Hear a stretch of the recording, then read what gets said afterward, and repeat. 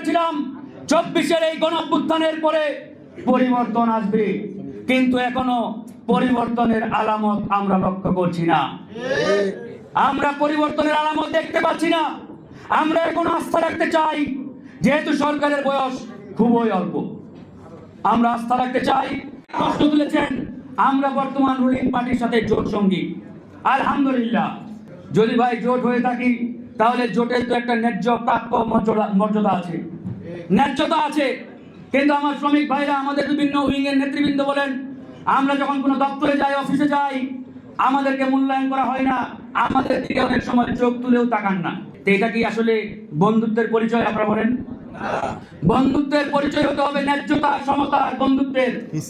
এখানে কোনো অসমতা থাকলে তখন কিন্তু দেখা যাবে এই বন্ধুত্বের যে সম্পর্ক, এই সম্পর্কের চির ধরবে, ফাটল ধরবে।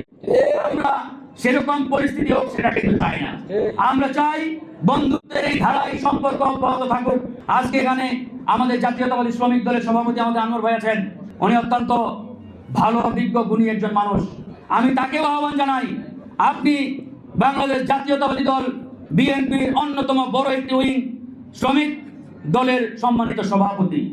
আপনার প্রতি আহ্বান থাকবে ভাই, আপনি আমাদের এই শ্রমিক দলকে কানেক্টেড করে, শ্রমিক অধিকার পরিষদকে বিভিন্ন যে শ্রমিক রিলেটেড যে কার্যক্রম রয়েছে এগুলোতে আমাদের এই নেতৃবৃন্দকে ইনভলভ করবেন, একসাথে কাজ করবেন। আমরা আগামীতে একটি নতুন বাংলাদেশ নির্মাণ করতে চাই। আমরা একটি নতুন বাংলাদেশ পুনর্গঠন করতে চাই, যে বাংলাদেশে শ্রমিকরা আর অধিকার হারা থাকবে না।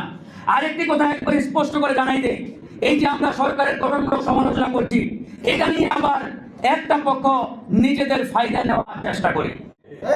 আমরা কারো ফায়দা হাসিলের রাজনীতি করি না।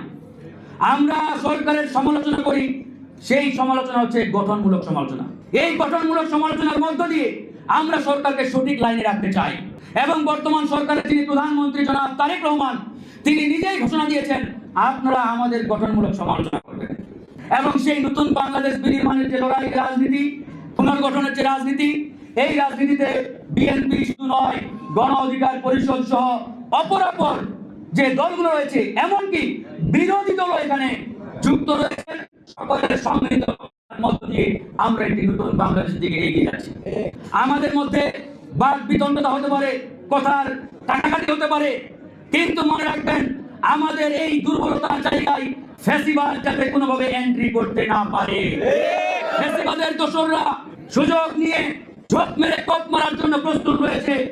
আপনারা সবসময় প্রস্তুত থাকবেন, কোনোভাবেই আমাদের এই জায়গায় ওই ফ্যাসিবাদের দোসরদের আমরা বিন্দু পরিমাণ কোনো জায়গায়